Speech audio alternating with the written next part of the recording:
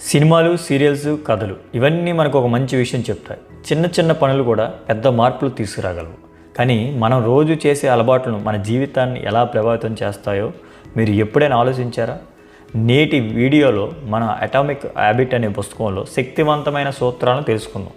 ఈ పుస్తకం రాసింది జేమ్స్ క్లియర్. ఇది మన అలవాట్లను ఎలా మార్చుకోవాలో, చిన్న మార్పుల ద్వారా మన గొప్ప జీవితాన్ని, విజయాన్ని ఎలా సాధించాలో నేర్పే అద్భుతమైన పుస్తకం. టాపిక్ 1. మనకు ఒక సింపుల్ కాన్సెప్ట్ ఉంది. 1% మెరుగుదల. మన రోజులో కేవలం 1% మెరుగే ప్రయత్నం చేస్తే ఒక్క ఏడాదిలో మన ప్రగతి 37 రెట్లు పెరుగుతుంది. ఇది మ్యాజిక్ కాదు, మైండ్ సెట్ మాంత్రికం. అందుకే చిన్న మార్పులు పెద్ద విజయాలకు దారితీస్తాయి. టాపిక్ 2లో 4 ముఖ్యమైన నియమాలు జేమ్స్ క్లియర్ మనకు చెప్పారు. మంచి అలవాటును ఏర్పరచుకోవడానికి 4 సింపుల్ రూల్స్ చెప్పారు. అలాగే చెడు అలవాటును వదిలేయాలంటే వీటిని రివర్స్లో చేయాలి. అదేంటో చూద్దాం.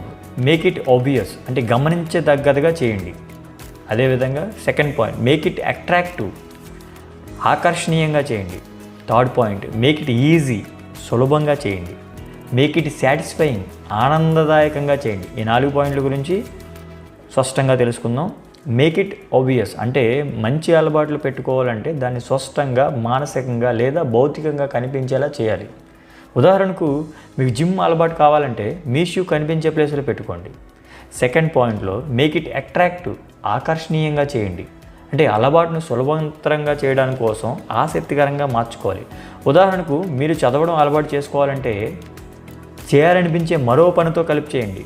ఉదాహరణకు కాఫీ తాగుతూ ఒక పేజీ చదవండి.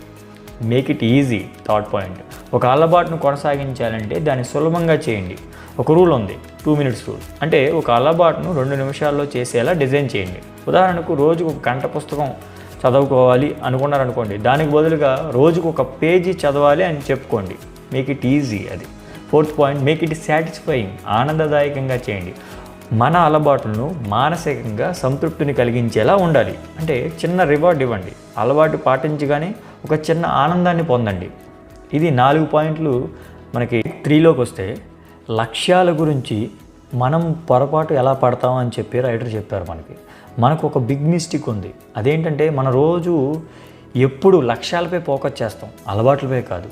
ఫర్ ఎగ్జాంపుల్, మీరు ఒక మారథాన్కి వెళ్ళాలనుకుంటే నేను రోజు 5 నిమిషాలు పరిగెత్తే వ్యక్తిని అని చెప్పుకోండి. మీరు బిజినెస్ చేసి సక్సెస్ కావాలి అనుకుంటే నేను ప్రతిరోజు 2 గంటలు నా వ్యాపార అభివృద్ధిపై పనిచేసే వ్యక్తిని అని అనుకోండి.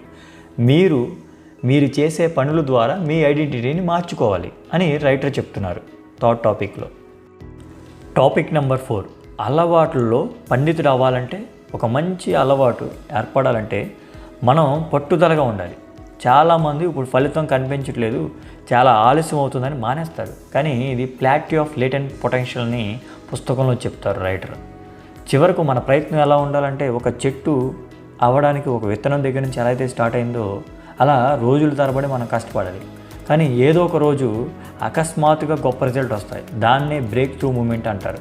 అందుకే క్రమశిక్షణతో కొనసాగాలి. నువ్వు రోజు చేసే చిన్న పనులే నీ భవిష్యత్తు నిర్మిస్తాయి. మార్పు ఒక్క రోజులో రాదు, కానీ రోజు మార్పు కోసం చేసే ప్రయత్నమే నీ విజయాన్ని నిర్దేశిస్తుంది. ఇప్పుడు మీరు చెప్పండి, మీ జీవితాన్ని మార్చడానికి మీరు ఏ కొత్త అలవాటును మొదలు పెడుతున్నారో కామెంట్ చేయండి. మీ విలువైన విషయాలను మర్చిపోకుండా ఉండాలంటే సేవ్ చేసుకోండి, వీడియోని లైక్ చేయండి, మీ ఫ్రెండ్స్కి షేర్ చేయండి. Voice of books by Ravi Varma ఛానల్కు సబ్స్క్రైబ్ చేసుకోండి. మన లక్ష్యాలు మనల్ని మారుస్తాయి కాదు, మన అలవాట్లే మనల్ని విజేతలుగా నిలబడతాయి. So thank you so much.